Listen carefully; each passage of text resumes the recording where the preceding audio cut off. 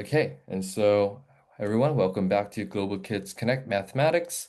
Uh, Last time we took a look at quadratic functions, and so today's topic is about rational functions. So it's kind of a step up from quadratic functions and linear equations, and so a combination of those two, as well as a couple more extra concepts. And so we'll be covering that for today. Uh, so I think we can move on right now. So we'll begin rational functions. So our first concept of today is simplifying rational expressions. And so a rational expression is a fraction where the numerator and denominator are polynomials. Simplifying involves factoring and canceling common factors. And so if we just describe this easily, a rational expression is just as it says, a fraction where both the numerator and the denominator are polynomials. And so they are equations with a certain variable. So for example, if we have a variable x, then a rational expression could look like something like this. Or it could also look like something like this. And so there's different expressions and different kinds of rational expressions. And so we'll be taking a look at those. And some key skills is to identify and factor polynomials, ensuring no division by zero. And so a key important fact within mathematics and also something important within the digital SAT is that if you have a certain fraction, it can be the numerator, so the values on top could be just a constant, or it could be some kind of polynomial. But uh, c- a rule that you should always memorize and should be familiar with is that you cannot divide anything by a value of zero. This is kind of a mathematical anomaly you could describe. So it's impossible for any value, whether that is a polynomial expression or a constant, to be divided by zero. And so uh, I'll go a bit more into depth within later concepts that we'll cover. But then just remember that most of the time you should never it's impossible to divide by zero. And so we'll take a look at example questions covering this topic. And so the first problem states the following rational expression can be simplified as an integer value a, and so find the value of a. Hmm. Okay, and so we have a rational expression as shown here. And so we have to simplify this into some kind of integer. And so you might first take a look at this and think, how can I get an integer value just by simplifying when there's polynomials and variables on both the numerator and denominator?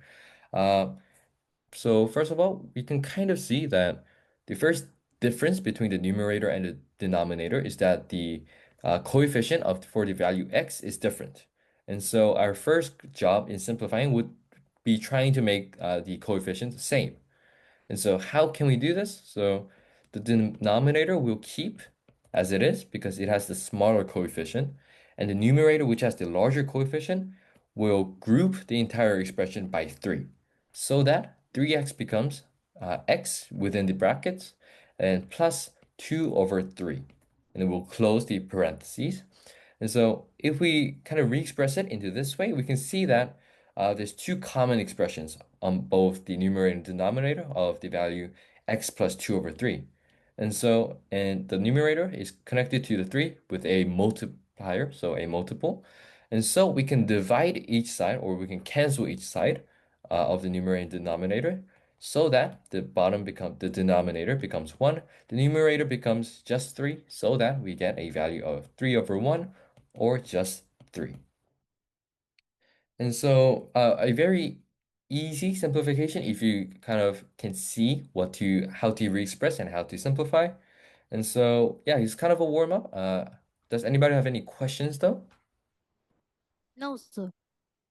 Okay, seems like not, and so we will move on. Okay, and so yeah, a tip is to always factor both the numerator and denominator completely before canceling common terms. And so, like we did for our numerator, we factored it by 3 times a re-expressed a polynomial. And the denominator, for our case, we kept it as is, but then depending on the question, you might also have to factor the denominator both. And so just a simple tip to remember. And so we can move on right into our practice question. And so the problem states simplify the expression 12x minus 4 over 12x plus 4 to the form a plus b over 12x minus 12x plus 4. What is the value of a plus b? And so another simplification problem. And so we have to simplify this original expression. And so first I'll just write it down again. And so for this one, it's slightly different in that we don't really factor the expressions because we can see that the signs are different. And so no matter how we factor it, because if the signs are different, we cannot cancel them out. And so what we do in this case is first we write the denominator as is, and then we add the same denominator on top of the numerator. And then we add any value, let's say for any value n, to make it same as this expression for the original numerator. And so we take a look at our case, then the extra, I guess, numbers or polynomials that we would have to add to make it equal to the original numerator is a minus 8. That way, we have 12x as the same. And then this plus 4 that we brought or just created gets minus by 8 so that it becomes negative 4, which is the same value as in the original expression. And so if we have this, then we can say that uh, because the top, I guess, numerator is all connected by addition or subtraction, we can kind of divide this fraction into two parts. So the first part will have this part of the numerator expression as is, and the second part will have the other half, the minus 8. And so if we do this, we can see that the first fraction, the numerator and denominator are the same. And so we can just rewrite it as 1. And then for the second fraction, we can actually simplify it a little bit. So we can divide both the numerator and denominator by 4 because every coefficient and constant is a multiple of 4. And so if we do this, then we get 3x plus 1 on the denominator, and on the numerator, we get minus 2, and hence the minus on the front. And therefore, this is the simplified expression of our original rational expression. And so we can see that the a that we got is a value of 1, as you can see here. And the value of b was 2. And so we got a b value of 2. And so if we add a and b, so a plus b, we get a value of 3. And therefore, our final answer will be 3.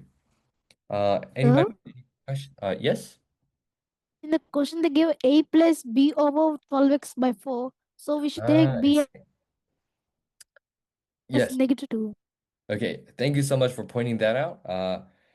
I think this answer, my mistake came from my, I guess, me being used to always simplifying stuff. But then again, I think it's a point that I kind of frequently talk about. Always read the question very carefully so as to not make mistakes. And so, yes, as Srikar explained, the denominator that the question asked for, the expression, kept the original denominator, as in 12x plus 4.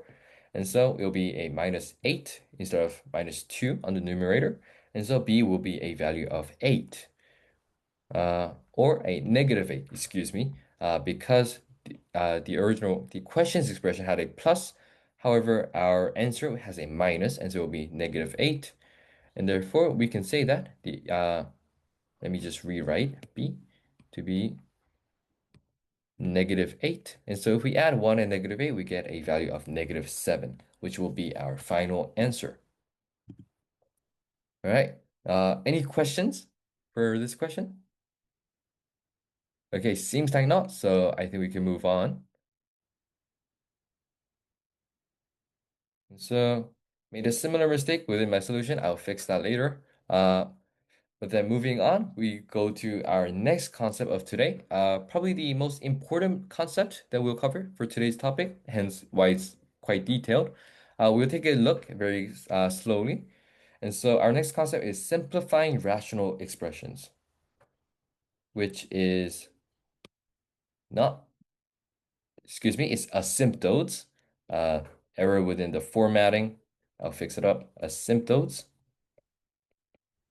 And so for the concept of asymptotes, we will cover. So the definition is that asymptotes are lines that a rational function approaches but does not cross. And so they include two kinds, vertical asymptotes as well as horizontal asymptotes. And so vertical asymptotes occur when the denominator is zero. And so we talked about when a fraction or some kind of expression is divided by zero, it's a impossible. So it's not a possible mathematical phenomena. However, you might be confused as in our expression, in our explanation says that vertical asymptotes occur when the denominator is zero. And so to answer your question briefly, so you might have seen graphs that look like this. And so you can see that the curve of some kind of polynomial or rational expression, we can say some kind of function fx. Uh, Maybe you can say that is, uh, yeah, let's just say it is a function of fx. And then we can see that the curve is continuous except for this single x point. So let's say, for example, if this point of x is -1, we can see that from the left side, it approaches -1. So -1, so the x value increases but never touches -1. You might see that it will keep on going up into infinity. And if we look at it from the right, uh, it decreases from every value of x. But it never touches -1 either from the right side. And so it keeps decreasing into a negative infinity. This is what we call a asymptote. So whenever if we go back to the definition, asymptotes are lines that a rational function approaches but does not cross. So, because we have a vertical line that the curve approaches but doesn't cross, we call that a vertical asymptote, and that occurs when the denominator is zero. And so we might have an expression that say the fx was 8 over x or some similar uh, value, then or x plus 1, then we can say that there is a vertical asymptote when the denominator has to equal 0. And therefore, automatically we have to say that x equal when x is equal to -1, we say there is a vertical asymptote. And so a similar thing can be talked about for horizontal asymptotes. Actually, let's not erase this. We can use it. Oh, kind of difficult. Okay, yeah. And so for terms of horizontal asymptotes, they are horizontal lines the graph approaches as x goes to infinity or negative infinity. So again, it is about approaching but never touching. And so we'll take a look from the left side when x is approaching negative infinity. We keep going and the graph decreases but never touches the x-axis. Then we can say that the horizontal asymptote is when y is equal to 0. Hence, it symbolizes or expresses the x-axis itself. And we can see from the right side as well that the graph approaches but doesn't reach the x-axis. And so we can say that both from the left side and the right side of the curve, there is a horizontal asymptote at y equals 0. And so for this, you would usually plug in within the x either a infinity or negative infinity, and then check what value it approaches. We'll take a more detailed look later on. Uh, Within our example questions. But then moving on to formula, very similar, vertical. If a rational function is equal to px over qx, then we have to solve for when qx is equal to 0, so when the denominator is equal to 0 for vertical asymptotes. And for horizontal asymptotes, we have to compare the same kind of rational expression, px over qx. However, there's different cases. So if the degree of px is less than the degree of qx, so the degree meaning the degree of the variable, so whether it's x squared versus just x.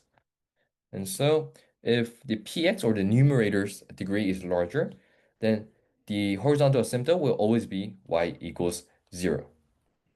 Excuse me, when the numerator is smaller than the degree of the denominator, the asymptote will always be 0. And if the degrees are equal, the horizontal asymptote value, where there exists a horizontal asymptote, will equal to the leading coefficient of px divided by the leading coefficient of qx.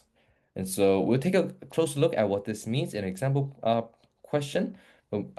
Just briefly going over skills, identify denominator zeros for vertical asymptotes, and degree comparisons for horizontal asymptotes.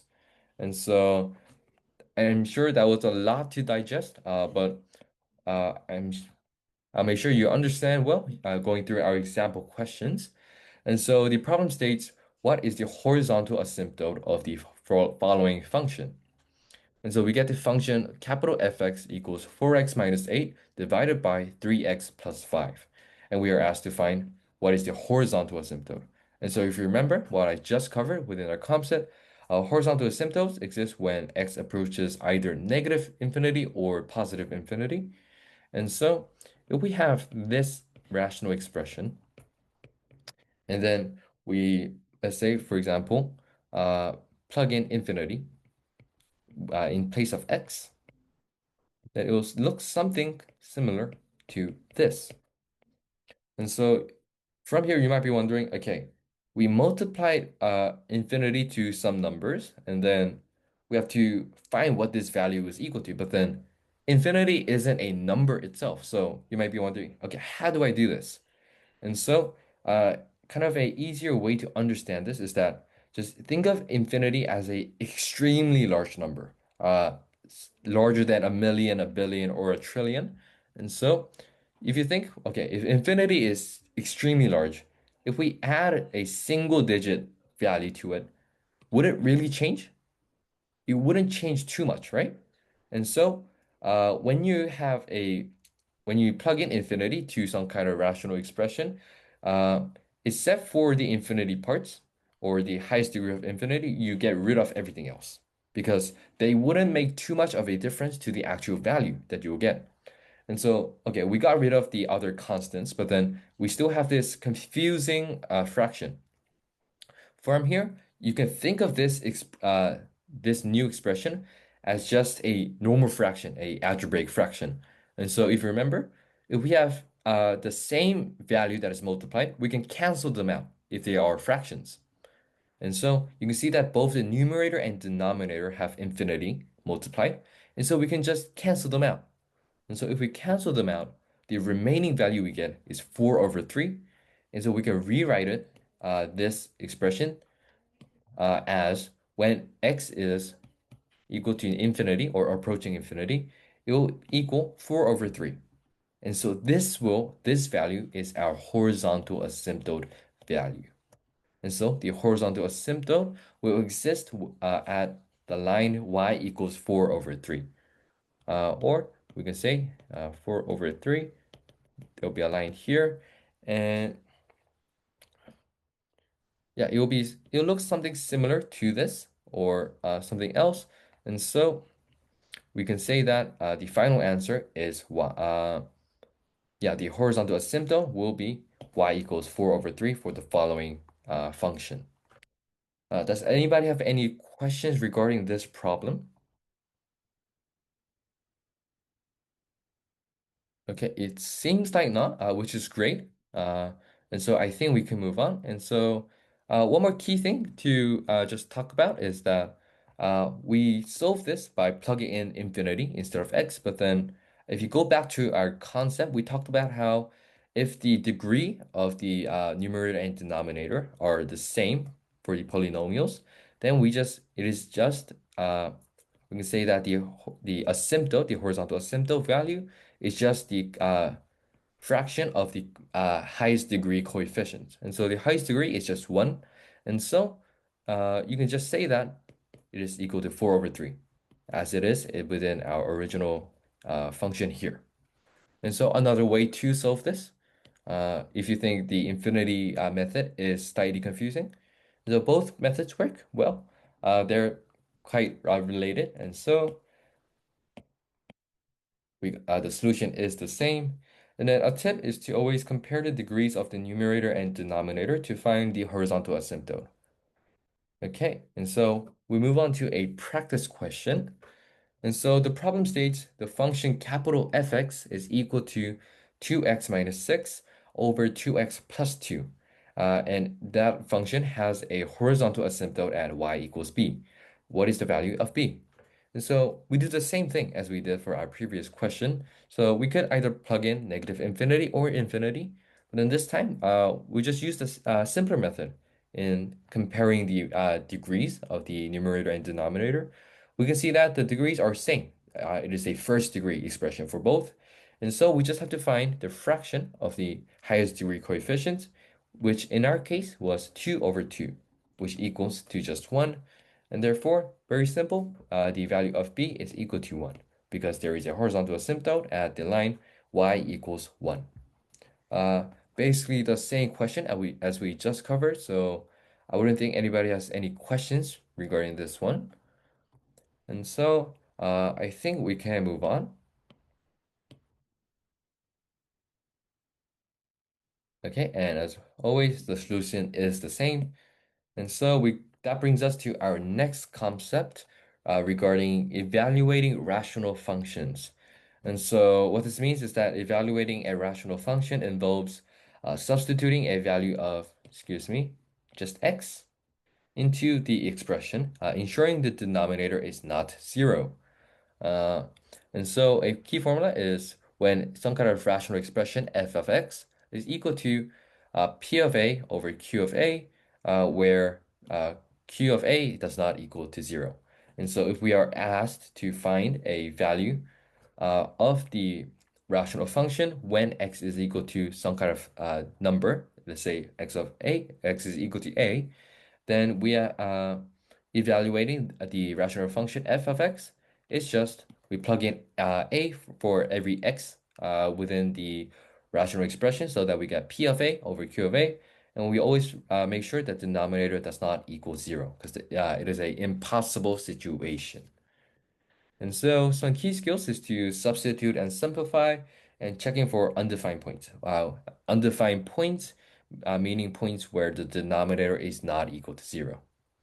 And so if we covered all this, we can take a look at a example problem utilizing this. And so the problem states, from the following function, f of x, what is the value of f of 4? And so we are given a rational expression, f of x is equal to x squared minus 3x plus 4 over 3x minus 2. And so, like we explained within our concept, very simple. We are asked to find the value of f of 4. We know that f of x, the x represents each x within the expression here. And so if we replace that x with 4, then that just means we replace each x within the expression with the number 4. If we do this, then we get f, oh, excuse me.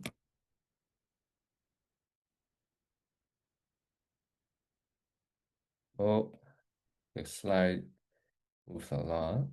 Okay, yep, we're back. And so Uh, if we get f of 4, then we've just replaced every value of x with the number 4, so that we get x squared minus 3 times 4 plus 4 over 3 times 4 minus 2. And so just simple multiplication, we get 16 minus 12 plus 4 over 12 minus 2. And so if we, excuse me, add it all up, we get 8 over 10, which is equal to 13. 4 over 5. Yes, and so uh, the final value for f of 4 is equal to 4 over 5. And so fairly simple, we just plug in values of whatever number the x was equal to get our expression or our value for the evaluated rational function. And so anybody have any questions regarding this problem? No, sir, not any. Okay, all right, great. And so we can move on. So solution, very simple. And a tip is to always substitute the given value of x carefully and check that the denominator does not become zero. And so for our questions case, we had a denominator value of 10. And so because it was not a zero, we could find a direct value for that expression.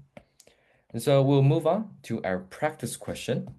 And so the practice question talks about what is the value of f of 3 when f of x is equal to x squared minus 4x minus 5 over 2x plus 2. And so again, we just do the same as we did for our previous question. We just plug in the number 3. And so if we do that, we get 3 squared minus 4 times 3 minus 5 over 2 times 3 plus 2. And so let me just write f of 3 in the front here. So this entire expression, we simplify and solve for the value so that we get this. We add everything up to get negative 8 over 8. And so we check that the denominator is not 0, and so we can get a value. So this would equal negative 1. And so our final answer will be negative 1. Uh, the same method as we did for our previous question. One thing I do want to talk about is that for both questions, we had cases where the denominator was not equal to 0. However, in the case that you do get a value where the denominator is equal to 0, let's say we try to find the point f of negative 1. If we try that, then we get a slightly different value. And so we plug negative 1 in place of x for every point. If we do this, then we get 1 plus 4 minus 5 over minus negative 2 plus 2. And so if we add all this up, then we get a weird value, a 0 over 0. And so uh, I think I may have talked about this, maybe not, within our first topic, our first class regarding algebra, where I talked about laws of specific uh, powers and specific functions and rules of basic algebra. But if I just explain again, this is also a key point that you just have to memorize instead of kind of understanding the mathematical proof behind it because it gets quite complicated if you try to prove it mathematically. So I suggest just memorizing. But a in any case, a 0 over 0 fraction is always equal to the value of 1. Uh, and so this is just a key point to memorize. In the case that it does pop up, it is rare, but then it is a kind of phenomena that could pop up anytime within the digital SAT. So I just want you two guys to be used to it. And then another specific case is, let's say, for example, some kind of value of f of x was equal to, let's say, some random constant 4 over 0. And so in this case, the denominator is 0. And so it's a case that we can't get a real value for. But then the numerator is also not 0. And so we can't say it is equal to 1. In this case, there will usually be, if it's a multiple choice question, uh, a option for a value does not exist. And so in the case where you get a fraction where some kind of constant that is not equal to 0 is divided by 0, then the answer would be a value does not exist, or DNE for short. And so these are just three cases that I would advise you to remember. So if you have time, take down your notes. Sorry, but 0 divided by 0 does not exist too. Like, Hmm. Uh, Let me just check, because I may be wrong, but okay.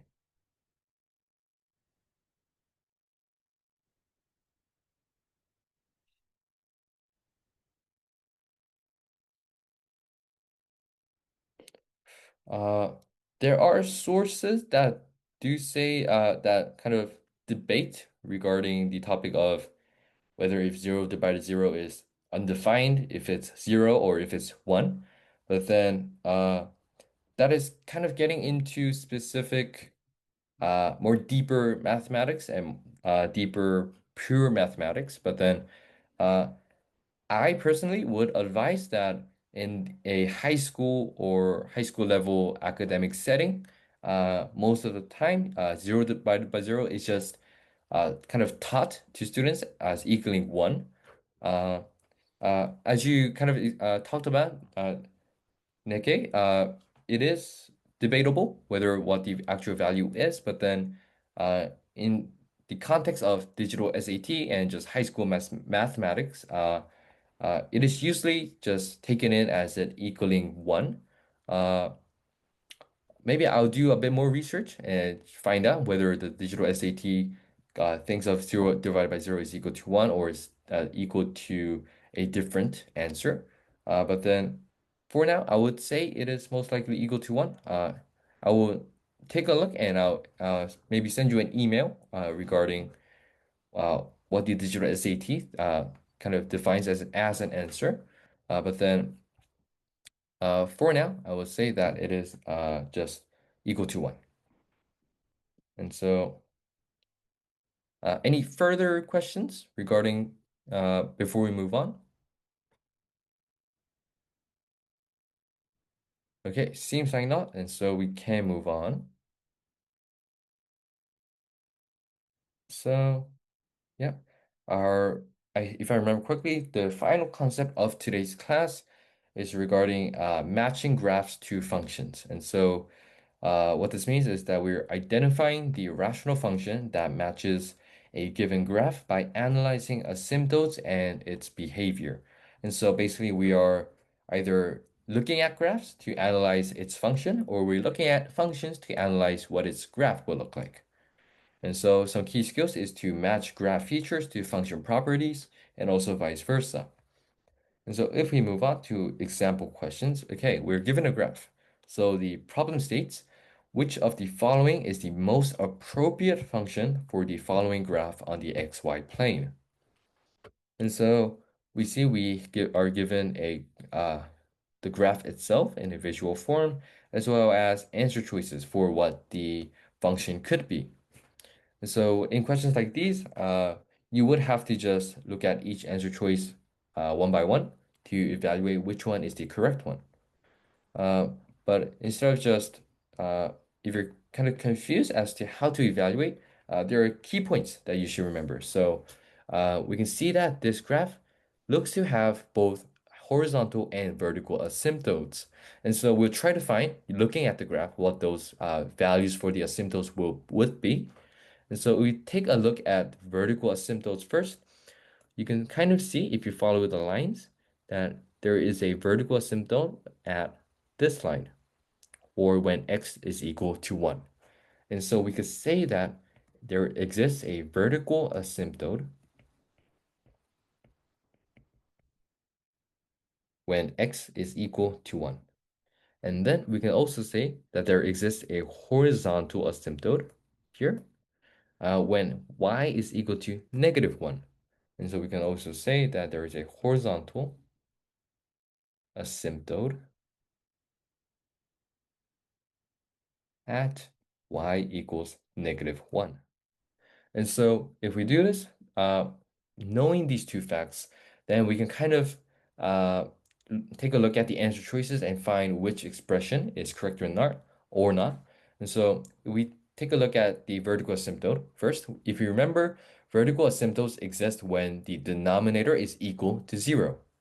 And so that means when x is equal to 1, the denominator would have to equal 0.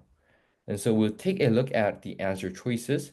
You can see that for A, if we plug in 1, x is equal to 1, we get 1 minus 1 for our denominator, which is equal to 0. And so we can say that A is a possible answer. And so we'll move on. If you take a look at answer choice B here, if we add x is equal to 1, then the denominator is just 2. And therefore, because it is not 0, we would have to say that answer choice B cannot be the answer, and that is incorrect.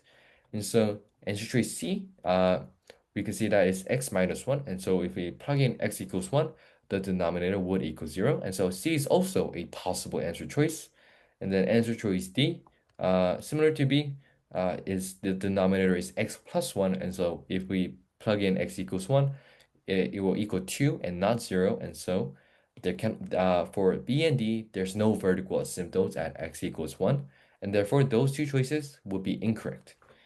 And so uh, we have two answer choices remaining. And so we use what we know about the horizontal asymptote, and that it is at y equals -1.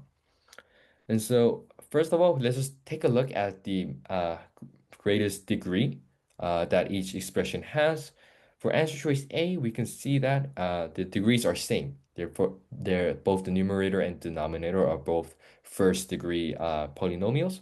And so we just take a look at the ratio or the fraction of their greatest coefficients. And so for choice A, we can see that the horizontal asymptote is at -1 because it's -1 over 1. And so A is probably the answer, but we'll also take a look at answer tree C. And so C also has, if I just erase this right here, cross it out, the degrees are also both first degrees. And so we compare the coefficients, then we get a horizontal asymptote of -2 over 1. And therefore, that fraction is just equal to -2. And so we get a different horizontal asymptote for choice C, and therefore choice C is also incorrect. And so the only correct choice is answer choice A, which will be our final answer. And so, anybody have any questions regarding this problem?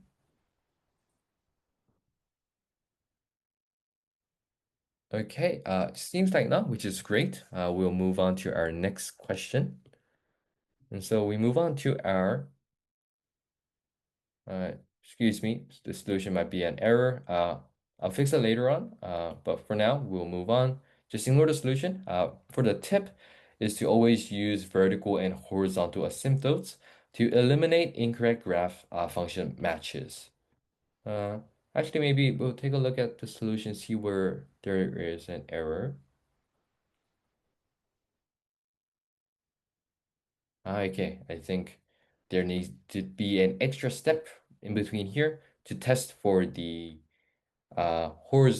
vertical asymptote as well, instead of just the horizontal. And so I'll fix that later on once I send the PPT over. But for now, we will move on. And so the problem states the following function has a horizontal asymptote at y equals -3 and a vertical asymptote at x equals 5. What is the value of a plus b? Okay, so we can see that we are given a, uh, sorry, we're given a rational expression with a couple pieces of information missing. So the coefficient of x for the numerator is set as some random variable a, and the constant for the denominator is also set to some random variable b. And so with these limitations, we have a couple pieces of information that the problem gives us, in that it says a horizontal asymptote exists at y equals -3, and a vertical asymptote exists at x equals 5. And so we have to find the value of a plus 5, a plus b.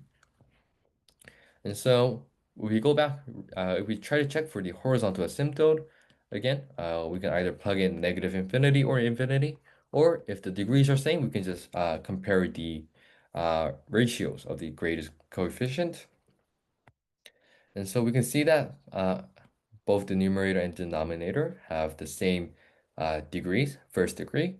And so the horizontal asymptote is just the ratio or the fraction of the coefficient of the greatest degrees coefficient. And so that will be, for our case, a over 2. And the question tells us that this value is equal to -3.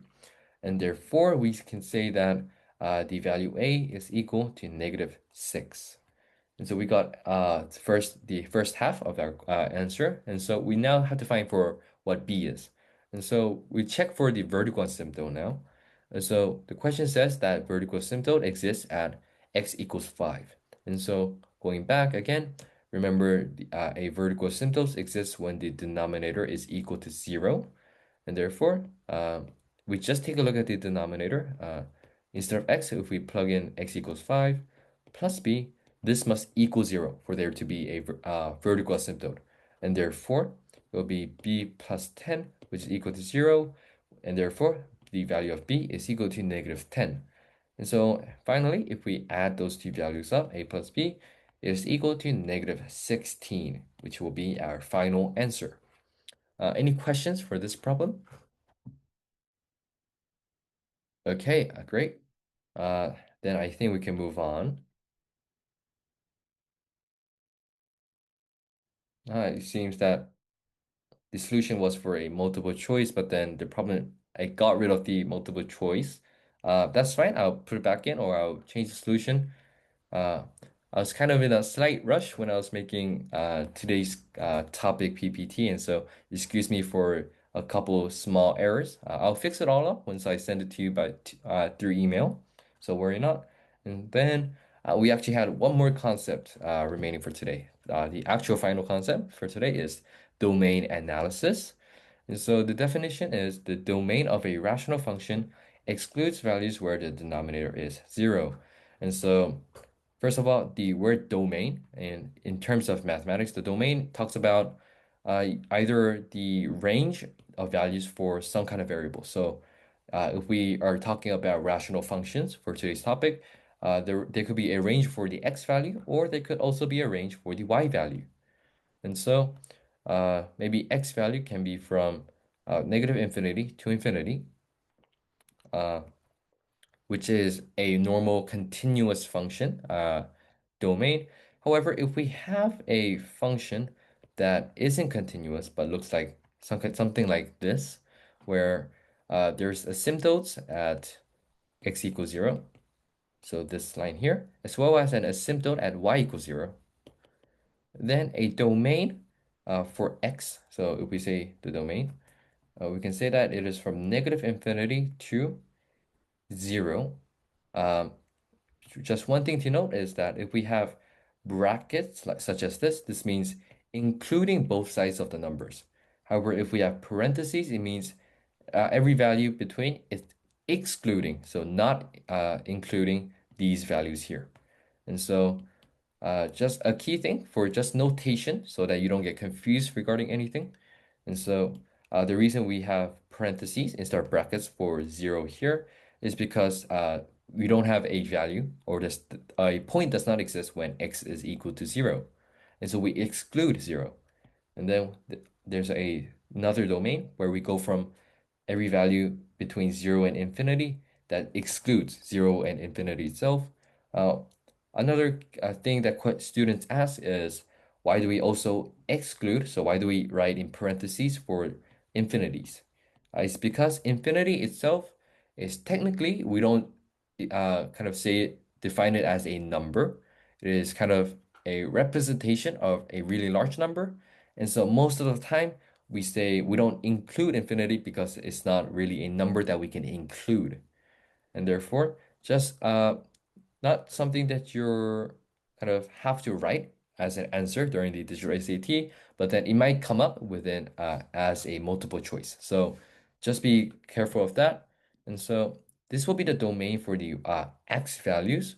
We can the domain for y is basically the same because we have, and the reason behind that is because if we check for y values, so every point within the y-axis, we can see that points exist for every y value, except for when y is equal to 0, because the curve never touches the x-axis, and so the point where y equals 0 does not exist. But then it continues for infinity. And therefore we say the domain of y is from negative a to 0, excluding, again, and y 0 to infinity, also excluding. And so these are just key ideas as well as some notation things to note. And so we will be moving on to example questions to get a better understanding. And so the problem states which of the following points do not belong in f of x when fx is drawn on the xy plane. And so we're given the equation for fx, a kind of a complicated rational function. And we are also given answer choices for the points. And so uh, slightly, so the topic of domain analysis is not really asking you to find specific domains, but it's just related to other topics that we just covered within previous concepts. And so, key thing to point out is that we're talking about points for these answer choices, not the actual domains themselves. And so, for this question, is actually very simple to solve because the question is asking for points that do not belong within this fx expression. And so, we plug in every value for x that we're given for each point and see if the y value or the function value that we get is equal to the y values that the points have. And so if we do this, uh, we can go one by one, but if I kind of for time's sake, if I kind of tell you the answer, uh, 6 comma 0 is incorrect, and that will be the answer. And so, uh, so we'll take a look at why that is. And so we have f of x, but then x for our case was 6. Then we write f of 6 is equal to, and then we replace every x value with the number 6. If we do that, then we get uh, 2 times x, so 2 times 6 was 12 for the numerator, minus 4. And so we solve everything. So 2 times 6 squared, so 2 times 36 will be negative 72. And then we have plus 24 plus 6. And then denominator, 12 over 3 is equal to 4. And we have a minus 4. And so if we simplify, if we add this all up together on top, the numerator will be negative 42, with the denominator being 4 minus 4 is equal to 0. And so this value we write as D and E. There does not exist any value for f of 6. And if we know that the denominator is 0, then we can say that when x is equal to 6, there is a vertical asymptote, most likely. Vertical asymptote because the denominator is equal to 0. And so we cannot say that the y value is 0. That is incorrect because there does not exist any value. And therefore, that's why answer choice for point 6 comma 0 is the point that does not belong in fx. And yeah, you can test the other points yourselves once you have time. You'll find that if you plug in every x value, you get the same y value for each point. And so knowing this, we can, but okay, before we move on, does anybody have any questions regarding this problem? Okay, seems like not. And so we will move on. And so, yep, solution is choice D. And the tip is to exclude x values that make the denominator 0 when identifying domain restrictions. And so the vertical asymptote that we had when x was equal to 6 is called a domain restriction because it kind of tells us that when x is equal to 6, there's no value, and therefore the domain is empty for that value. Uh, and so just small details that I'm just you might have to note, but not really big ideas. And so we have another problem for domain analysis. And so the problem states a rational function exists in the form of f of x over g of x, and if the rational function has vertical asymptotes of x is equal to 4 and negative 2, which of the following could be a valid expression for g of x? And so, all right, again, the question tells us that there is a vertical asymptotes, two vertical asymptotes when x is equal to 4 and when x is equal to negative 2. And so, uh, I see. Okay. And then the multiple choice is for different expressions of the function g of x. And if we go back to the question on top, g of x was the denominator. And so each equation here just represents the denominators. And so, uh, again, if you remember, vertical asymptotes exist when the denominator is equal to 0. And so we have to find an expression where if we plug in x is equal to 4 and x is equal to -2, both of those cases would have to equal 0. And so, uh, just to save time, we'll take a look at the solution. And the solution tells us that the answer is choice D. And so we'll just take a look. Excuse me. I think there's a bit more to write. Yeah. And so we'll plug in. So there's two methods to solving this problem. The solution that's written here talks about a method where you factor uh, and simplify, re-express the denominator equation itself. Or if that's difficult for you, you could also just plug in 4 and -2 in place of x, and they find that whether they are equal to 0.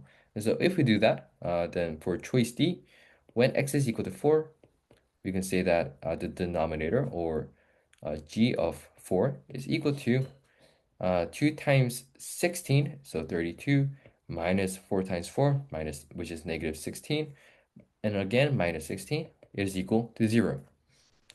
And then when x is equal to -2, then we get g of -2 is equal to 2 times -2 to the power of 2 will be 8. And then -4 times -2 will be +8. And then we have our constant -16, which if we add it all up is again 0. And therefore, we can prove uh, in two different ways that the answer is choice D. And so any questions for this problem? Okay, seems like No. none. Oh, okay. And so we will move on. And so that brings us to our first challenge question of today. And so the challenge question states, if f of x is equal to 2x plus 3 and g of x is equal to 3x squared minus 2 over x, what is the value of g of f of -1? And so this question is slightly different from other questions we covered until now in the fact that we have a value that we have to evaluate for a really weird uh, expression. And so we have a function f that we replaced x with -1, which is again within a function g of x. And so you may be wondering, okay, how do we evaluate this kind of confusing expression? And so, my tip for these kind of questions and the method to solve is to always look at the innermost function that you can evaluate. And so, for this problem, it will be f of -1 because it is the expression that can be evaluated, that is in the most inside part. And so, if we evaluate this, then we just replace the x value with x equals -1 for f of x, which we get 2 times -1 plus 3, which is equal to -2 plus 3, which is just +1. And so we can see that we found that f of -1 is equal to 1. And so we can rewrite this confusing expression as g of 1 because we found that f of -1 is equal to just 1. And therefore, from here, again, very simple, we just evaluate g of 1. If we do this, we replace the x here with 1 so that we get g of 1 is equal to 3 times 1 squared minus 3 over 1. If we do this, it is just 1 squared is just 1, and therefore we have 3 minus 2 over 1 equals 1. And therefore, our final answer will be just 1. And so for this question, it's not really difficult, but just you may be unfamiliar with this kind of expression and evaluations for these kind of function expressions. And so I just wanted to kind of get you guys used to it. And so any questions for this problem? Okay, seems like not. And so then we will move on to our next question for today. And so again, solution is the same. And so that brings us to our next question. This will be our final challenge question for today. And so the problem states, which of the following statements is false regarding the rational function f of x is equal to 3 over x, for when the x values are less than 0. And so we'll take a look at each statement, A, B, C, and D, individually. So uh, statement A says that there are no intercepts at the axes. And so this will mean that if we were to draw the xy plane, the curve or the graph of this rational expression has no points where the curve kind of crosses any of the axes. And so that means the entire curve would have to be in areas where it does not cross. And so within these blank areas. And so let's try to draw the rational function itself. And so we have to draw f of x is equal to 3 over x. And so first thing you can see that is that the only x variable is in the denominator. And so first thing we can try to find is whether there is a vertical asymptote, because vertical asymptotes are related to denominators. And so we can see that for vertical asymptotes, the denominator would have to equal 0, which means for this denominator to be 0, there's only one point that's possible when x is equal to just 0. And so when x is equal to 0, or this y axis, there is a vertical asymptote, meaning that the curve never touches or never crosses this y area. And then from here, we can see that, so we know that there is a vertical asymptote at x equals 0. So this line, there's a vertical asymptote. Let's try to find whether there is a horizontal asymptote as well.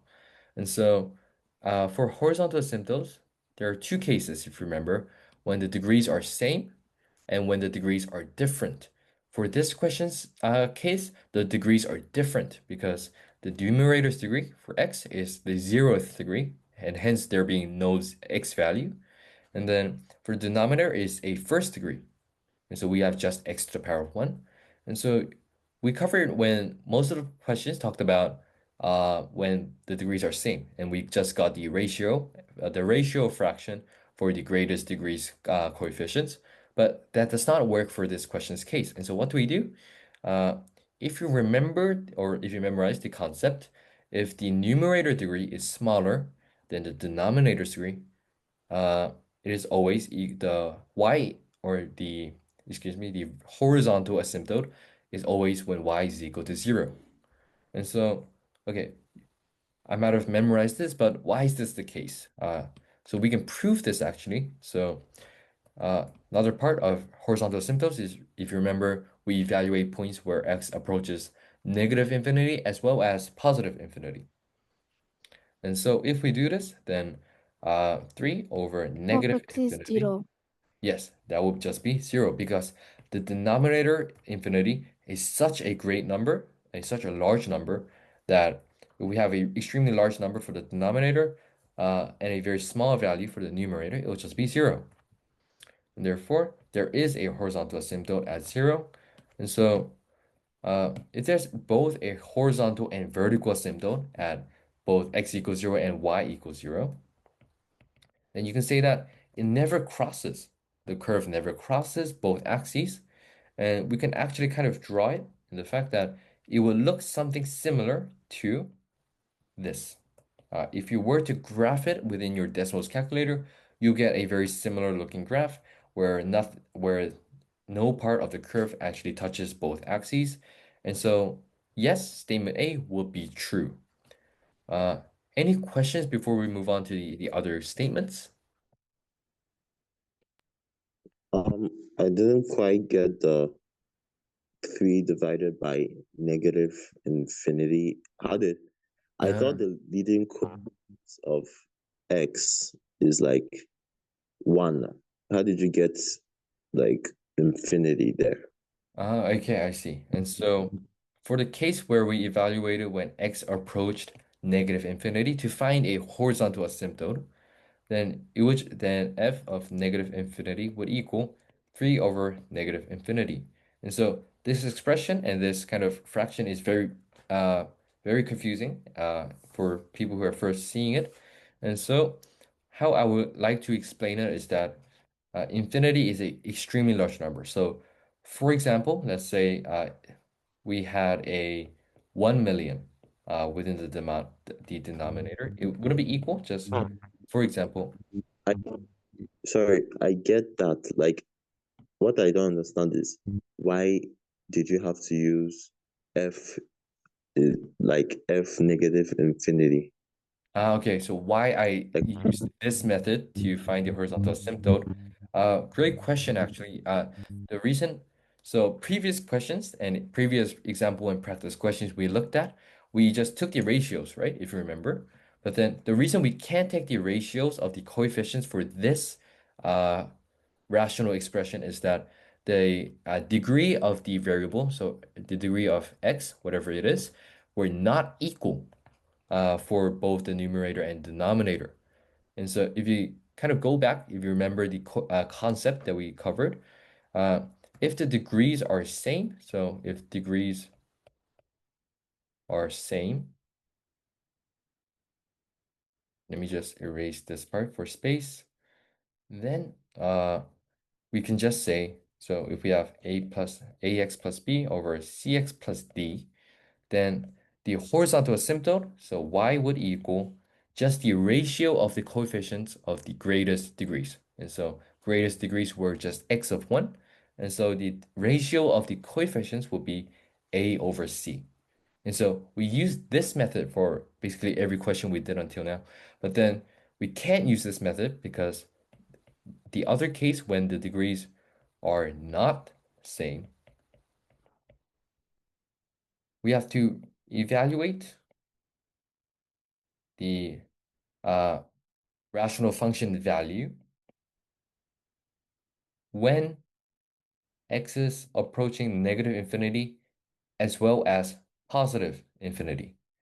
Because we have a curve like this, the asymptotes values approach closer to what the actual asymptote is as x approaches infinity. So as we go all the way to the right as far as we can, as well as far left we can go when x is equal to negative infinity.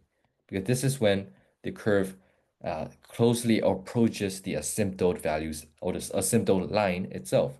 And so for this question, we utilize the second method because the degrees of the x values or the any variable were not the same.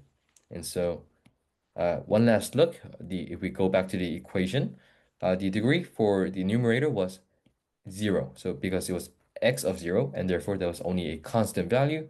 For the denominator, the degree was x of 1. And hence we get just a x within the denominator. Would that answer kind of any confusion you had? now, just like you said, the the numerator is x raised to power 0, and the denominator is x raised to power 1. So why can't we just like say, I don't know, 0 over 1? Why can't 0 over 1 work?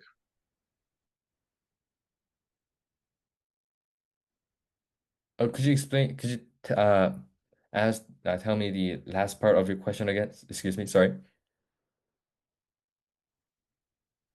Like, you know, the part of your slide that said the if p if the degree of p of x is less than the degree of q of x, it's like y is equals to 0, right? That Yes. is what that's yes. So now p of x now here is x raised to power 0, is it not? Uh, okay. And so the answer for the method that you explained that is correct within our concept that we covered earlier tells us that because the degree of p of x is less than the degree of q of x is equal to 0. And the method I used for here is just the proof behind that statement. And so we're kind of proving why that statement, when p of x, the degree of it is less than the degree of q of x is equal to 0, we're explaining why that is true through evaluating both x's when cases when x is equal to negative infinity as well as positive infinity. And so the final answer that we get for this method as well is also just 0. And so uh, Okay, so what I'm like the method I used can still be used regardless. Uh, Uh, okay. yes, so you can either just memorize the fact that if the degree is smaller for the numerator, it's always equal to zero, the horizontal asymptote. You can memorize that, or if you want a different approach, you can also just evaluate at these two different x values. And so both methods are correct, and you can use them both for your solving. You can just choose whatever you're more comfortable with. And so, any more questions?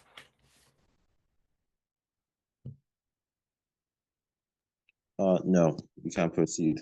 Okay, great. Yeah, that was actually a very great question and kind of a area of confusion that might exist. And so I actually appreciate you asking that question. And so we'll quickly take a look at the remaining the remaining statements, excuse me.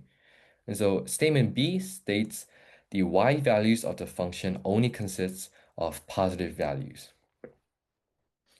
And so, if we go back, if you, I kind of erased it, but then if you remember, there was horizontal and vertical asymptotes, and the graph kind of looked like this, if you recall. But then, very important part is that the problem kind of told us that uh, we should only evaluate the curve when x is less than zero. And so, this entire right side of the curve we just ignore completely, and we only care about when x is less than zero, which is this area here. And so if we evaluate just that area, then the statement B, the y values of the function only consists of positive values. You can kind of automatically see that is incorrect because every value is negative for the area that we are evaluating. Uh, if there was no restraint or no conditions that x had to be less than zero, then yes, there are parts of the expressions curve where the y values are positive, which is the entirety of the upper right. However, because there is a condition that x must be less than zero, we can say that answer statement B is automatically incorrect. And so statement C talks about the y value gets larger as x gets smaller. And so the as x gets smaller or decreases, y should increase in the other way. And so let's take a look at these 2 points of x. Let's say just for example, x is equal to -1 at this point, and at the other point, x is equal to -3. And so we'll see the change in y as we decrease in x value. And so when x is equal to -1, the y value is equal to we can plug -1 into the original equation and we get -3. And then if we take a look at when x is equal to -3, we get a y value of, again, if we plug it back in, 3 over -3 is -1. And so when we decrease the x value from -1 to -3, the y value uh, increased from -3 to -1. And so uh, the statement C is true. And because we're only evaluating for when x is less than zero, we can ignore when x is greater than zero. And so statement C is correct. And then we'll take a look at statement D. So it says that there are no points where two different x values share the same y value. And so again, if you can just take a look at the graph that we drew here. And so let me just erase a couple parts just to make it easier to see. And so if you look here, so the statement kind of says that if we have two different x values, so x1 on the right, x2 on the left, then those 2 points should not share the same y value. So they should not have the same y values.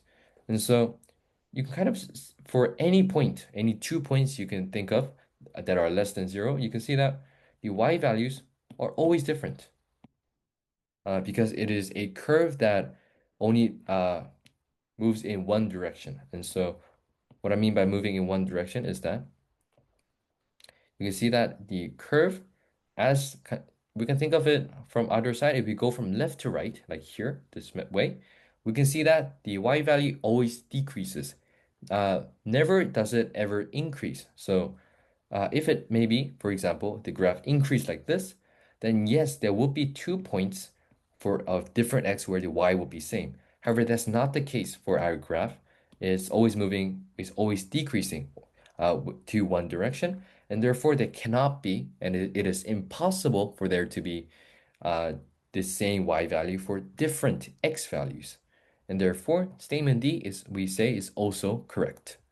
And so the only statement that is false within this within the four statements is statement B, which will be our final answer. And so any questions for the other statements that we just took a look at? Okay, it seems like not. And so I hope everybody understood what we covered for today. That will be all for today's session and today's class. And so once again, I thank everyone for joining today's class. Uh, Great session today, and then you are free to go. Before that, just a quick announcement is that I will be going to the US for a bit of work during the summer for a slight period. And so Thursday's class we have planned for polynomials, but we would have to cancel that because it kind of coincides with me being on my flight to the US. And so we'll move back the schedule by the another time slot. And so Thursday's class will be canceled and we'll cover the topic of polynomials on Saturday instead of Thursday. And so just I'll send the updated schedule within the email so that you can check, but then just you can just think of it as we'll be pushing back the schedule by one day, one session uh, to the right. And so just remember that. And so the next class will actually be on Saturday. Not no class will be on Thursday. And then we will have a break because of my work that I would have to do. And so uh, yeah, next class on Saturday. And then after that class, we'll be coming back on the week after on Tuesday again for mathematical modeling. And so just please note that I'll remind you again within the email. And so uh, if we covered all that, I think that'll be all for today. And so thank you for joining today's class, and I'll see you on Saturday. And so if you have any questions, always you can stay within the class to ask or through emails as well. If not, you are free to leave. Right? Thank you, everyone. I'll see you in next class.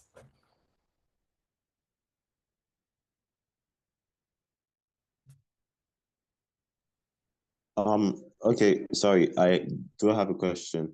Yes? Are you free to? It's about this last question that we just did. Mm-hmm. Like, Okay. could you open it again? Yeah, I'll be into it. Lots of slides to go through. Okay, yes. This is the final question that we covered. Yes. Okay, so you know how you said there are going to be vertical asymptotes when y is equal to 0, Yes. right? Mm-hmm. When the denominator is equals to 0, there will Yes. be vertical asymptotes, right? Mm-hmm. Okay, so that means that when like the denominator is not equal to 0, that there won't be any vertical asymptotes. Does that mean that it will intersect at one point? Mm-hmm. Do do you understand the question I'm asking? So are you kind of asking that the question says that x is less than 0, so it does not include 0? Yeah, Uh, that's kind of what I'm saying. okay, so you're confused as why I kind of explained that there is a vertical asymptote. Okay, yeah, that's actually a very valid question. So I'll cover that quickly now.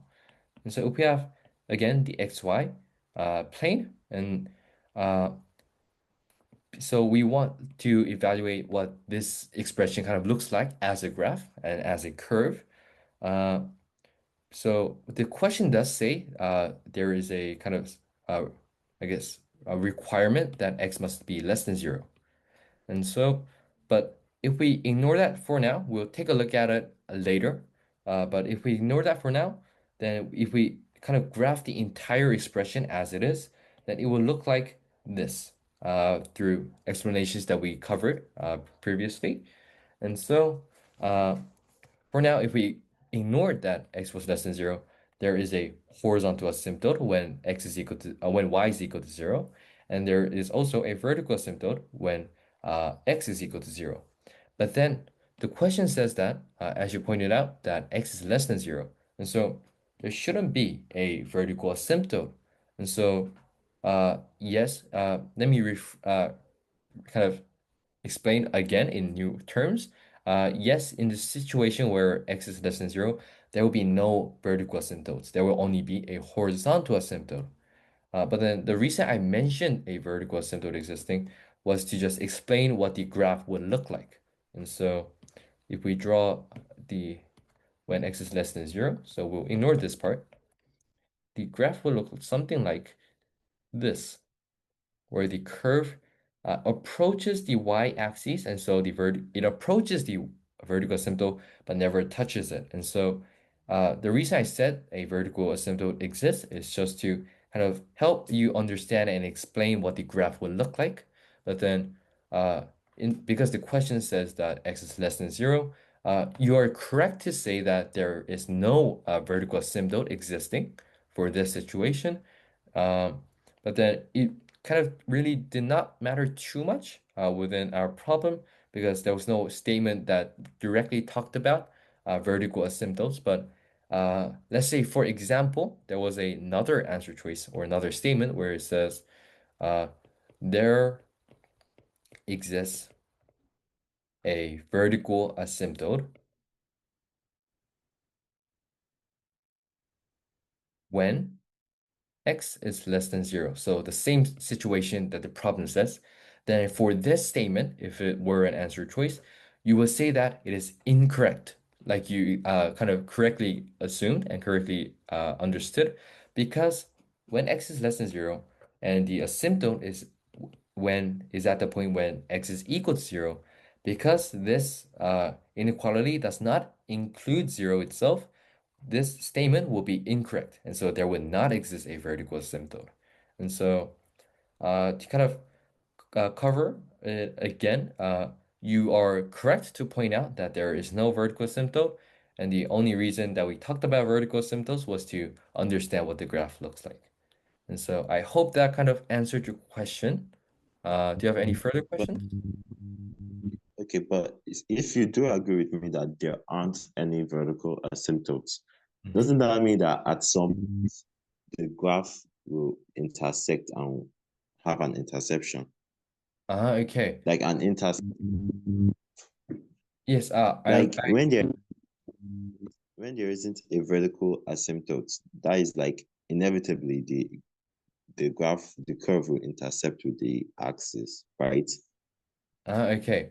And so I understand your question. I think there might be a bit of confusion. Okay. And so the only reason I say that there is no vertical asymptote when x is less than 0 is because the constraint or the situation when x is less than 0 automatically means that we don't consider this y-axis at all.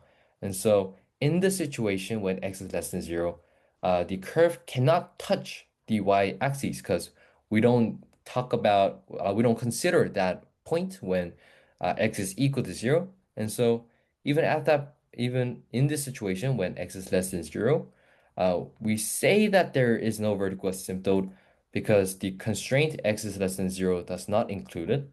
But if there was no constraint of x is being less than 0, so if we ignore this and say the question did not say it, then we include the entire graph that we draw also on the right side. And if we look at the entire graph, then there does exist a vertical asymptote. So I think it's just a bit of confusion on the kind of words and the wordplay or the description I'm using. But then uh, in the actual equation here that we're given, there is a vertical asymptote. And the only reason we say there is no vertical asymptote is only in the situation when this question says x is less than 0. Uh, do you have any more kind of confusion that you would like to ask and figure out? No, it's fine. I understand. Okay, yeah, that's great. And yeah, and so I hope everybody kind of understood all the material for today. If you are kind of confused, you can take a look back. I will be sending the PPT very soon. And so, yeah, once again, I'll also update the schedule and send it to you.